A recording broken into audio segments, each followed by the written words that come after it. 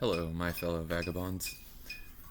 Today I today I'm going to keep the discussion quiet or not quiet. Hold on. Ceiling fan's not quiet.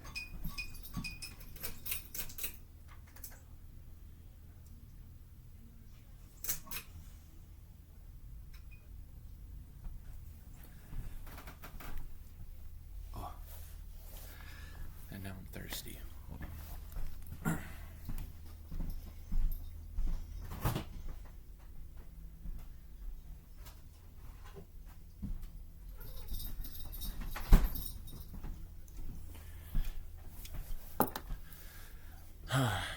Well, it's not beer, so 48 hours clean, boys and girls. Killing it. But today we're just going to go over the daily Bible reading. Tomorrow is Ash Wednesday, and I don't know if I'm going to do a video. I might. I don't know. I think that would be a good time for a lot of us really, to stop and reflect and consider what it is that we're doing in this life. But today I'm just going to go and I'm going to do the daily Bible readings. I think that that's fair. I think that's good for everybody. Protestants and Catholics, Christians in general. I just think it would be good if that's kind of where we went to. There's plenty of people on the theology front, talking about the heavy stuff. And I did talk about that in my last video, my response to the problem of evil. And maybe I'll make that more of like a weekly video. And then during the week, I'll just do daily Bible readings. Because the truth is that I really just want to stop drinking. And I need something to keep me motivated to stop drinking. And this has been one of the things that I've been really passionate about. And it's really just about evangelizing in general, because the truth is that Jesus saved me. He really did. And it's not some dramatic hyperbole where he came in and smacked me in the face and said, I exist and you need to listen and trust me on this. No, it was a moment when I fell, and I fell hard, and my heart was in the right place. And so when I reached out, I received that grace. So, we're going to do a trial run. And so I've got it right here, the daily readings for today, February 17th. Hold on, let me clean my glasses. I'm never prepared for these videos. I always just impromptu, I got an idea, let me just throw this out here, and it's kind of my style. But anyways, so we've got 2 verses, and as you know, there are other things in there. This is how they do the mass readings. They'll have these verses set up. So you've got one story or one set of verses that comes from the Old Testament, or it's a letter in the New Testament, and then it goes. You'll have a psalm, which is a responsorial psalm. Then you'll have the Alleluia sayings that are sung before the Mass begins. And then you'll have the homily where the priest will, read the gospel. And then they'll have a homily or a service or sermon based on that verse and all the other verses together. So that's how it's set up, but I'm just going to read the first and the second. So if that makes sense. So if you want to look this up yourself, you can just go to Daily Bible Readings, just type it in Google, and it'll pop up. It'll be lectionary. So, and if you're Protestant, no harm, no foul. I'm not pushing it, but you can read these yourself. But so the first one is going to come from James 1:12-18, and it reads, Blessed is he who perseveres in temptation, for when he has been proven, he will receive the crown of life that he promised to those who love him. No one experiencing temptation should say, I am being tempted by God, for God is not subject to temptation to evil, and he himself tempts no one. Rather, each person is tempted when lured and enticed by his desire. Then desire conceives and brings forth sin, and when sin reaches maturity, it gives birth to death. Do not be deceived, my beloved brothers and sisters. All good giving and every perfect gift is from above, coming down from the Father of lights, with whom there is no alteration or shadow caused by change. He willed to give us birth by the word of truth, that we may be a kind of first fruits of his creatures. The word of the Lord. The Gospel according to Mark. Glory to you, O Lord.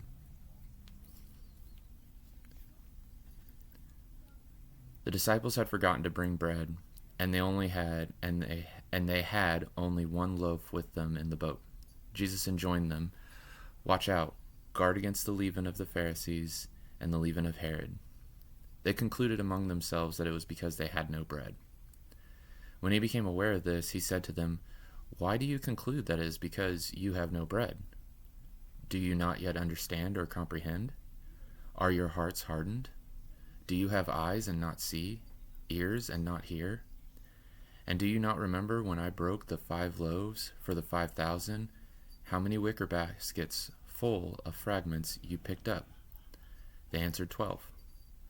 Okay. "When I broke the 7 loaves for the 4,000, how many full baskets of fragments did you pick up?" They answered him, 7. He said to them, "Do you still not understand?" Glory to you, O Lord. The Gospel of the Lord. So, I read a little bit of this prior because, I wanted to be able to expound on it just a bit instead of just using my personal experience because, I know we all have we probably have experiences that are very similar to this, but I kind of wanted to give you, the audience, a chance to kind of think a little harder about what it is that the gospel says. And I'm just as guilty of this because it's, you learn as time goes on. It's not all about you. Your experiences do affect others, whether it's good or bad. It does affect others, and it doesn't really have much to do with you. So let's say, for instance, you get $5 out of nowhere, and you say, "I'm going to give that $5 to somebody else." And you do. Well, you definitely made their day better. And your day is whatever. Like if you had already reserved to give away that $5, then it's not a consequence to you. But you made that person's life that much better. Should you have decided to keep it and keep it for yourself, okay, yeah, but what did that $5 get you? And it kind of makes me think about all the other things that we have in life. And one of the key things in here, when I did a little research, not a lot, but just enough to kind of get the premise of the gospel reading today, is what I took from it was the part where he says, "Do you not yet understand or comprehend?" And when he goes through this line of questioning, it kind of makes me think that they had forgotten, but they didn't forget. But it's like, it's just the message eluded them, and the thing is that why do I not turn you down?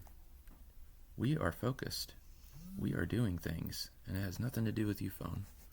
Well, except for the Bible readings. Yeah, the Bible readings are on the phone, but hush. Anyways, what was I saying? Oh, yeah. So we get these graces from God, and we just kind of forget. It's kind of wild how God has revealed himself multiple times throughout human history. He has exposed, or he has revealed himself to be who he is. Consider Moses in the burning bush. I think a lot of us would say, if we saw a burning bush talking to us, that would be something we would never forget. Well, fast forward, and and they're wandering in the desert. And even Moses wasn't perfect with how he executed God's plans, which is why he was told he wasn't going to get into the promised land. And so these apostles who are with Jesus on the daily, for the most part, and even they couldn't grasp exactly what God was trying to get across to them. And so we just all have to take a minute, maybe longer, maybe 20 minutes, just 10 to 20 minutes, where you just stop and ponder, and hopefully these daily Bible verses or these daily Bible readings will help anybody. Hallow is a good app. They've got daily Bible verses there. They're really good. And they've got homilies with them, attached with them, that you can listen to and, get a message and just something to chew on. Because we live in a world now where it's about the self. And I don't think it's ever really been anything else. It has been primarily about the self. And we just have to remember that God is not concerned about people that are just worried about them. It'd be like it'd be like a man or a woman who's married or is looking for someone or is with someone. When you notice that person is more concerned about their own welfare than yours, you're not as concerned, and it causes a lot of friction. Same thing applies to God. When you're not worried about what God wants for you or wills for you, you fall into sin. And it's crazy how fast it happens, but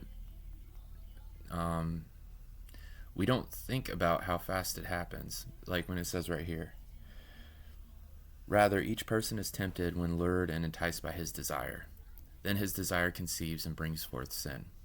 And when sin reaches maturity, it gives birth to death.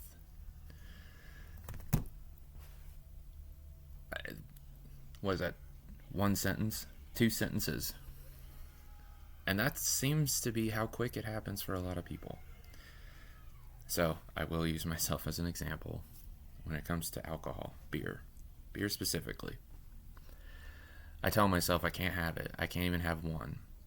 And it's because I know what happens when I have just one. I'm not drunk. I'm not buzzed.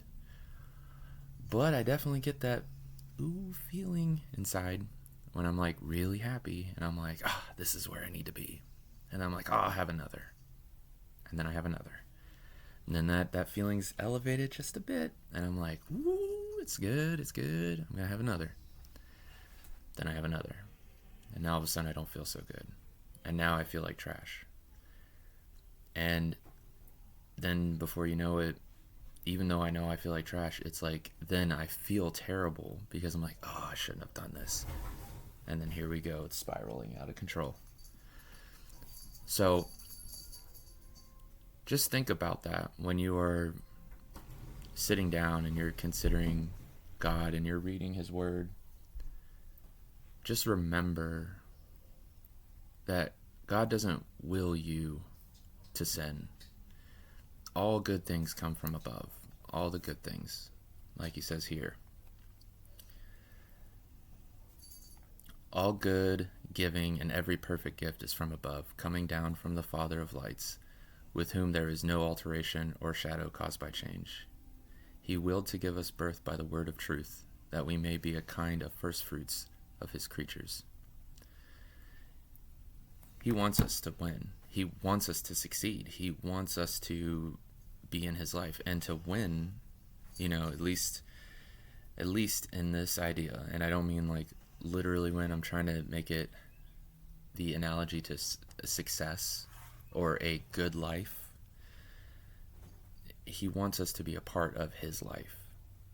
And why not? He created us. He knew us all before we were even born. He was there at the beginning. He was there in the middle, and he's going to be there in the end. And so just on this Tuesday, wherever you're at in your life, hopefully you're not full of vice like myself, where you're pulling yourself out, and just praying that God is not going to let you fall.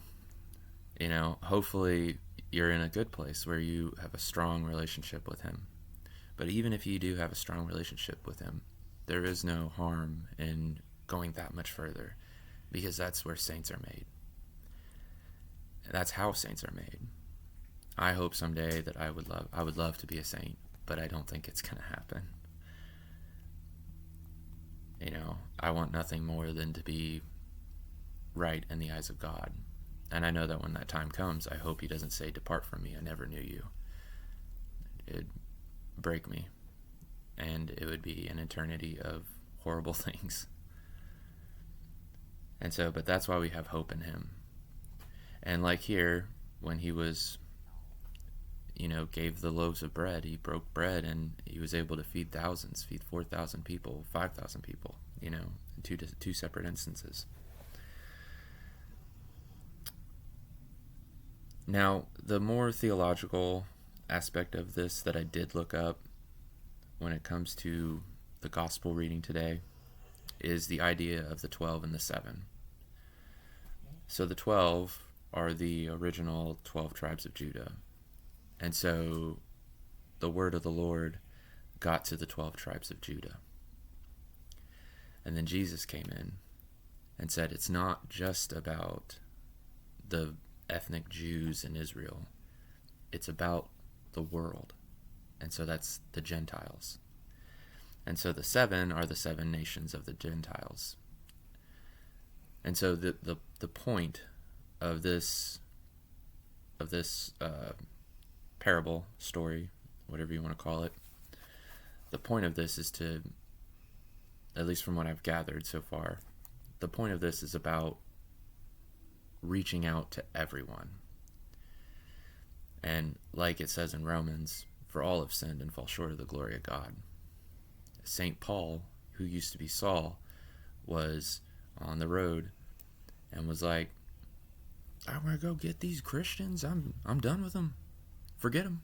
They don't belong. They're evil. They're heretics. Whatever, However they thought back in the day. And the Lord came to him and was like, listen here. That's not what this is about. And he was converted. Obviously, heavy paraphrasing for some comedic relief on such a heavy topic. But essentially, yeah, that's what happened. And that happens to a lot of people. And you can choose. In that moment, Saul said, no, I'm going to find this out. I've been touched by something, and I can't quite explain it. And that happens to a lot of people. But a lot of people, when that happens, sometimes it gets written off as, oh, I'm so lucky. Wiping the sweat off your brow and the adrenaline's pumping. You got away with murder or something. Like, not literally, but, like, you got away with it, with something. Like, you were playing chicken and no one got hurt and you survived. Or, maybe you... I don't know where I was going with that. But anyways, I think we all know what that feeling is. Like, oh, how lucky. How lucky I got my the lottery ticket that got me $6,000. How lucky I am that, I got promoted. We sometimes forget that God is the author of our stories. And we're here to play our part. All the world's a stage, and people are merely actors and players. And so the question is, how do you want to play? Do you want to play loose and fast with the rules and not worry about what God thinks or feels? Or do you want to give yourself to Him and confess and humble yourself before our Almighty God? And that's really the question, isn't it? So, with that being said, I hope you all have a blessed day. Thank you for hanging around. I hope this helps you. I will put in the description, I will type out, or I'll put the verse references there so you can go back and check them yourself. And just tell me what you think. Hopefully you like it. Hopefully it helps. All right. Thank you. God bless.